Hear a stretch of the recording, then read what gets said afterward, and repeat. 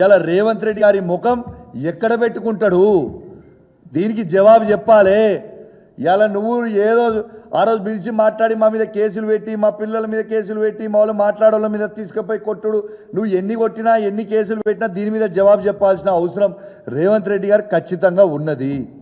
ఇలా హైకోర్టే ఇలా తప్పుడు తడక, ఇలా తప్పుడు చేసినావు నువ్వు, ఇలా ఖచ్చితంగా రీవాల్యుయేషన్ అని చేయండి, లేకుంటే మళ్ళా ఎగ్జామే రీషెడ్యూల్ చేయండి 8 months లోపల అని స్వయంగా ఇలా హైకోర్టే చెప్పింది. ఎస్, నేను దీని గురించి 6 నెలల ముందే చెప్పిన, మళ్ళా చెప్తున్నా గట్టిగా చెప్తున్నా వినండి.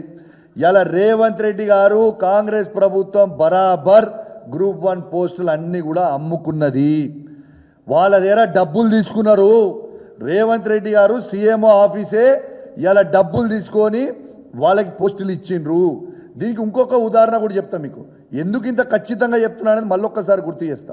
కేసీఆర్ గారు గ్రూప్ 1 నోటిఫికేషన్ వేసిన రోజు 503 పోస్టులకు వేసి గ్రూప్ 1 నోటిఫికేషన్ వేసిండు. వేసిన తర్వాత అదే కంటిన్యూ చేస్తే బాగుండు, కానీ వీళ్ళు అతి కకృతి కదా.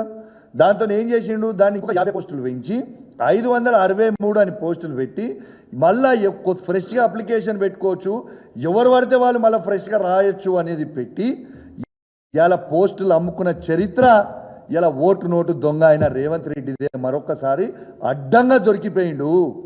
ఇలా 563 మంది పోస్టులు కూడా ఇలా రేవంత్ రెడ్డి గారు లక్షలాది రూపాయలకు అమ్ముకున్నాడు. ఇది సీఎంఓ ఆఫీస్ నుంచి నడిచింది. ఇదేదో నేను చెప్పుడు కాదు, బాగా జాబ్తూ ఇలా అభ్యర్థుల పేరు చెప్తే మంచుకుండదు.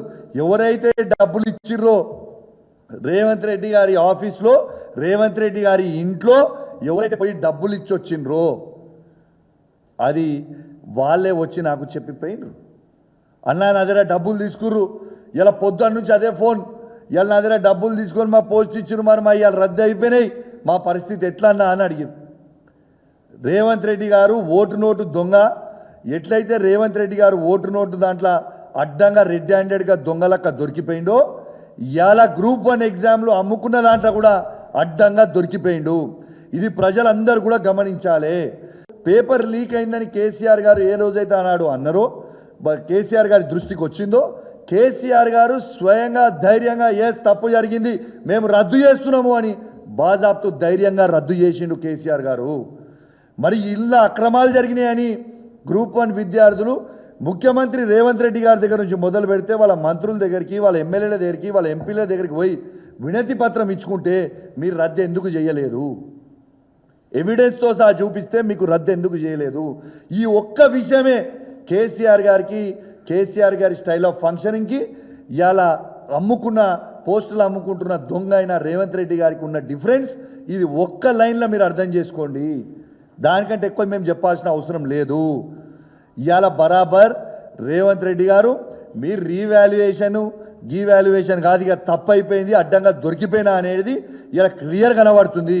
కట్ చేసి చక్కగా మళ్ళీ ఎగ్జామ్ ఫ్రెష్గా పెట్టండి, దొంగ పనులు బంద్ చెయ్యర్రి.